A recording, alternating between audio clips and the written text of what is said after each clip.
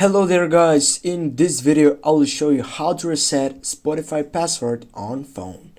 Firstly guys, go on your right upper side and click on the settings button.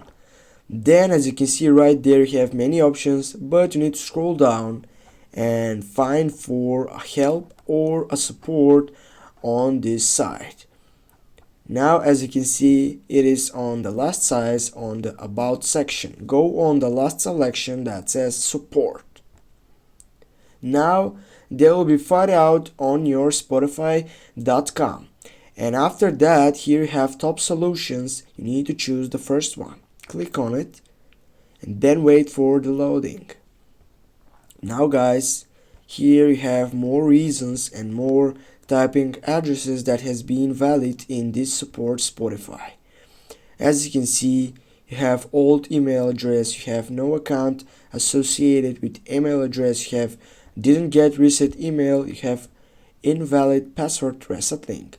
Go on the last one that is figure out with reset your password. Click on it. Now right there you need to type your username and then you'll need to go I'm not a robot and go send. And after that they will give you an email that will be sent to your email, and there you're gonna have the chance to change your password.